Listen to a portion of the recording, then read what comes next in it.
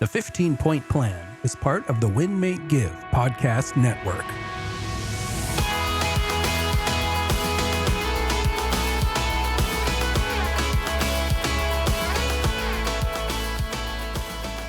Welcome back to another episode of the 15-Point Plan podcast. My name is Ryan Greigg, and as always, I'm here with my co-host Jacqueline Smith. And today we are here to talk about 3 ways. That's right, 3 ways that we can help you reduce your stress, because we know the mission of this podcast, Jacqueline, is to help our listeners increase their energy and reduce their stress using the system of the 15-Point Plan. But today we're going to talk about 3 ways that our listeners can be sure to remove or at least lower their stress and anxiety using the 15-Point Plan. Because I don't know about you, Jacqueline, but I've been a little stressed out lately, and I needed to focus on these things to make sure I could still perform during stressful times. Mm-hmm. So we covered 3 ways that both you and I are experiencing a reduction in stress right now, because frankly, we're working really hard. We both have personal things going on in our life, just like all of our listeners. They're working hard. It's summertime out there, so you're trying to get out to the lake. You're trying to get some sunshine. You're trying to have some fun, but you're also trying to manage your life, and doing all those things we know can be a lot. Mm-hmm. Right, Jacqueline? And so we wanted to take some time today to give our listeners 3 tips, 3 points from the plan that we have experienced will specifically help us reducing our stress. So before we get into that, Jacqueline, last couple episodes, we talked about mindfulness and journaling, and we shared this idea of journaling and the couple different journaling practices that I have, which I've picked up through the years. And it turns out one of those might have, you might have picked one of those up. Tell us more. Yeah, you inspired me. Your letter. So you write a letter every weekend, right, to your son. And I thought that was so sweet and so powerful. And I actually kind of got this sad feeling because my boys are all older. So my youngest is 22. And I instantly thought, I want to redo. I want to go back and write letters to my boys while they're growing up. And then my next thought was, hey, like, it's not too late. They're still around. You're still around. Like, let's do this. So I wrote my first letter to them on the weekend, and I actually sent it to them. So I'm not saving them. I'm going to send them over to them, and that'll keep me accountable to doing it too. And then, hopefully they'll have something to keep and save, after I'm gone, and hopefully it'll help them in their life. So thank you for inspiring me to do that, because it was really cool. I'm so happy that you took that on. It was something that I picked up. I don't remember where I heard somebody doing it, but I thought, this is pretty cool. And I've been doing it for a little while now. And I love the fact that I shared it and you implemented it, just like I've implemented so many things that you have talked about here. I love it. Well, the letter that I wrote to them, Ryan, was actually about how I was thinking that day about how I've changed how I handle anxiety over the years and stress. And so, you shared, both you and I have been going through a lot. And I mean, life is always happening for all of us. And so when we find ourselves in these stressful seasons or stressful days or times, what can we do, or what's our tendency, and what can we do to actually impact our days and our outlook and our moods, I guess, in a positive way. Mm-hmm. And so I was sharing with you that one of the things that I used to believe that I thought of over this weekend was I used to think, if I'm having struggles with my mindset or internally, like that mindset problems needed like to be that thinking would get me out of them. So like mental problems needed like mental solutions. But what I've learned over the years, it's taken me a long time, is that our physical actually impacts our mental so much. So our mindset is impacted so much. And how I think of it is my brain is a physical part of my body, just like, my kidneys or my heart or my thumb, right? My brain is part of my body. My mindset is in part, what the thoughts that my brain are producing. And so just like any other part of your body, if you take care of it, set it up for success, then you're going to have better mindset, better thoughts. We've talked about that. So absolutely. over the years, like my tendency is when I get stressed, I do not want to exercise. So over the weekend, I was feeling anxious and I decided, oh, I'm going to just go, bang out 20 minutes on the treadmill and then I'll see how I feel after that. Instead of going on this like downward spiral of completely trying to dissect, what is fundamentally wrong with Jacqueline? What is fundamentally wrong with Jacqueline's life? And trying to like overthink and dissect my way out of this mindset. I, went and moved my body, drank some water. And I mean, I know you do this all the time. And I think that those of us who are still trying to make exercise and our health a priority and like part of our true identity, like I still have those moments where like the old Jacqueline comes in, right? I don't want to do my workout. And I have to remember that that is actually what I need in that moment, even though everything in me wants to do the opposite, wants to like lump on the couch with my blankie, and overthink my way through Yeah. this Right. stress. Yeah. Right. No, 100%. And I'm hearing two different things as far as movement category goes right now, because we've got our movement category and the fact of our exercise and getting our workouts in and doing that as part of our plan. But what I'm hearing right now is using movement as a way to break out of stress. So this might be a little bit different. For example, I did a workout in the morning, but I'm stressed out at the end of the day. So how could I use movement later in the day? And you mentioned like hopping on the treadmill. One thing that's super helpful for me is just going for a walk without my phone. And that Yeah. bit of movement and not having my phone by me, it's going to allow me to process things, and not having my phone, it forces me not to scroll. And you said this a couple episodes ago, but it's like, we get into these modes of not feeling good and feeling stressed or high levels of anxiety, and we grab our blankie and we sit on the couch and we start scrolling, and we scroll for 10 minutes or a half hour or an hour, and then we put our phone down, and dang it, Jacqueline, the freaking problem or the thing that gave me stress is still there. So we didn't do anything to solve that problem or to reduce that stress. We just kicked it down the curb a little bit. Whereas if we put the phone down and go do something like hop on the treadmill or go for a walk, it gets our blood flowing, it triggers our brain, it starts to release endorphins and dopamine, and we start to just feel better. We change our physiological state. And when you do that, your body says, okay, I feel a little bit better. Yeah. And when your body says, hey, I feel a little bit better, now your brain's going to say, hey, you know what? I think I feel a little bit better. So first step, if you're not feeling great, you're feeling stressed, you're feeling anxious, is just get out and get some movement in. Maybe it's a walk, like I said. Maybe you're getting some higher heart rate going on the treadmill, like Jacqueline said. But step number one, when you're anxious or you have a high level of stress, put the phone down and get out and move your body, right? It's going to change your brain state, which is going to make your body and then you feel good. Yeah. And one of the ways that I've been really reframing this for myself is I can pick what I do. So the choice is no longer, am I going to go move my body or not? It's, you're going to go move your body. So you can decide, do you want to go for a walk? Do you want to go on, the treadmill? Do you want to do some yoga? Do you want to do some strength training?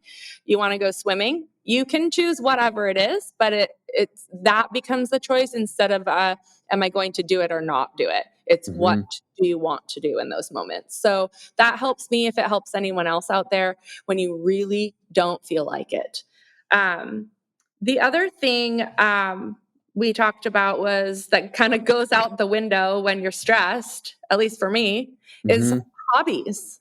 I'm always like, oh my gosh, I'm so stressed. I need to sit here and stare at all of my problems and, think about them and deal with them and work. And that's irresponsible of me to go do a hobby when I have all this stuff going on. Do you relate? 100%. Yeah, we think, well, we haven't maybe earned the ability to go do the things that give us joy that don't maybe pay us. And that is just backwards sometimes. Yeah. I got to go flying yesterday and I hadn't gone in several weeks for various reasons. And yeah, I had a stressful day yesterday. And my thought was, gosh, I should not be going flying. Maybe my flight will get canceled and I can sit at home on my laptop and do more work. And it didn't. So I went and I got down and I was like, gosh, you know what? Problems are still here 2 hours later and no one died. Thank goodness. And I got my brain, focus on something else for a little while. It's okay to take breaks. In fact, it helps you be better at handling the stress when you take breaks and when you have things that bring you joy, because joy is strength, right? In those moments of stress. And so, I don't know. For me, it was a good reminder yesterday that it's okay to take a time out, give yourself a time out and go do something to recharge and something that brings you joy. 100%. I think, well, yeah. So hobbies to me is doing something that brings us joy, Mhm. with no payment, just something that we love. Yeah. We've talked about our hobbies in the past, and one of the things I love doing is gardening. And Jacqueline, don't tell anybody. This episode's Mhm. going to come out a few weeks after yesterday, but I took yesterday the afternoon off. Mhm. I was burnt, and I was like, I found myself staring at my screen because I have to work, I have to work, I have things to do. Yeah. And I was doing nothing. I was literally doing nothing. And 10 minutes went by, Jacqueline, and I'm looking at my database and the things that I need to do. And I realized I was doing them completely mindlessly. I Mhm. am so much better to just go home, Mhm. recharge, come back today, and do them in the way that I know I'm capable of doing them instead of Yeah. just doing them going through the motions. So I took Mhm. yesterday afternoon off, and guess what I did? I went home and I worked in my garden. I Mhm. went and saw my chiropractor. He helped me with a couple things, and I spent time in my garden. My fingernails were dirty. I planted some plants, and I was Love disconnected that. from the world. And I guess what? I woke up this morning, like we've talked about in previous episodes. I woke up Mhm. before my alarm. I woke up excited to come back to the office. I've already done more activity today than I did the afternoon yesterday. I've scheduled my one appointment. So look, sometimes we just beat ourselves over the head with this. I got to work. I got to work. I got to work. Take some dang time off so you can come back and do the job at the level you're capable to do it at. Right. Yeah. No And kidding. hobbies let us do that. It gives us that recharge. So step one, get your movement in, Mhm. get your blood flowing. And then if you're still stressed or you still have anxiety, just go do something that gives you joy, whether you're flying your plane or you're out digging in the dirt like me. And what the third one that we came up with, the third, and this is the easiest one for me, Jacqueline, because this is how I always look at it. And I'll tell my son if he starts complaining, I say, look, we woke up today. Look, we woke up today. There's people that didn't wake up today. So you have to be grateful. What are the Mhm. other things in our life that make us grateful? And if you actually take a pause and you go down this list of like, oh, yeah, I woke up. Oh, yeah, I have a nice house I live in. Oh, yeah, I have breakfast. I have coffee. I have a great office I work in. I have amazing people I podcast with. I have amazing friends and fam. Next thing you know, you realize there's a million things to be grateful for. And the stupid Mhm. things that you were stressed out about probably aren't that bad.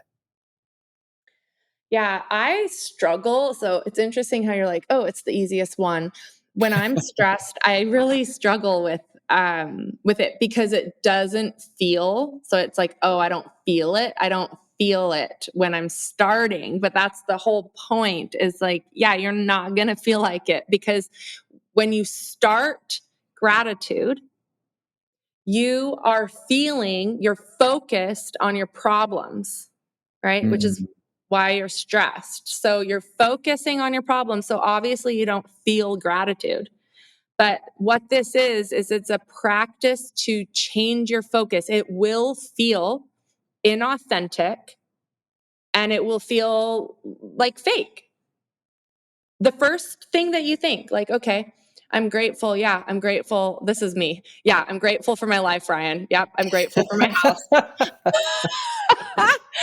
Right? And I'm not sitting there yeah. like, "Oh my gosh, I'm so great." But the point is like do it anyways and it will shift something in you. What really helps me is I am 45 and it's kind of sad, but I'm finding that I'm having more and more friends that are either losing their parents or they're having health issues themselves.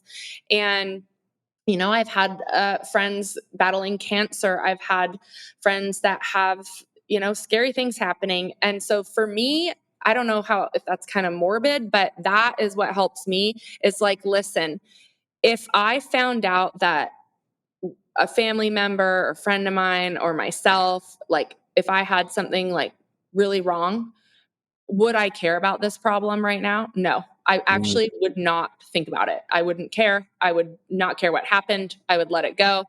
And so that helps me. I don't know if that's a healthy way to do it, but I think, gosh, in the grand scheme of life, like, would I care if I found out like Phil had like a chronic disease, illness, or something, or like, nope, I wouldn't care.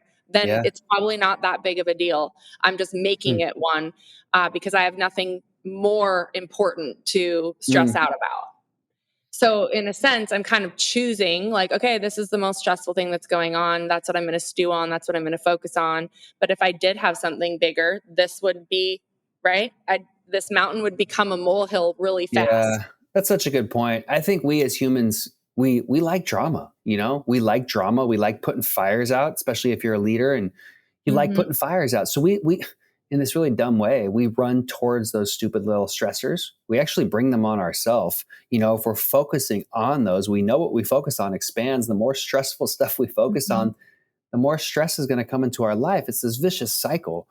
And Yeah. you're right, Jacqueline. I totally hear you. It's like it sounds kind of cheesy to do this gratitude practice. It really does, or it could, I should say. It doesn't to me Hmm. anymore, but it does and it can. And frankly, I think we need to constantly trick ourselves. I am Hmm. constantly tricking my brain every single day with my affirmations, with my intentions, with my gratitude. And I just know that it's because it works. You know, the amount of thoughts that we have in our head that are negative compared to the positive ones is vastly outweighed. So I'm just constantly trying to combat that with tricking my brain, saying, you know what, I'm this, I'm that, I do this, I do that, I'm grateful for this, I Yeah. love this. I love I that you do that. Hmm. and Yeah. so when we combine those three things, right, a physical change, getting out and in fact, here's a takeaway for folks. Here's a challenge and action item. The next time you feel stressed, right, the next time you feel some anxiety, combine these three things. Go for a 10-minute walk. While Hmm. you're on that walk, think about some things that you're grateful for. If you have your phone, make a list of 5 of them. And then when you Hmm. get back from that walk, go find your hobby. Do something that gives yourself some joy. You can do all that in 15, 20 minutes Yeah. and reassess how you feel after that. And if that worked to reduce your stress level, send Jacqueline a message on Instagram, Jacqueline Ray Smith. Send me an Instagram message on Ryan Park Greigg, or Hmm. just share this with your friends and your family because hopefully what we're talking about will work for you to reduce your stress levels and give you more energy in what is actually a very beautiful world out there. Jacqueline? I love it. Good takeaways. And we hope that this helps someone. Share this with someone that is stressed out so that you can help give them some tips on how to start digging their way out of that stress. We get to choose every single day what we focus on. And even when things are actually stressful, we can choose joy. We can choose to focus on the bigger picture and choose to focus on what we are thankful for in our life. And Ryan, thanks for being such a good role model to us all. And thanks for tuning into the 15-point plan. We will catch you all on our next episode. Bye, That's everyone. right. Thank you, everybody. And thank you as well, Jacqueline. Bye, everyone.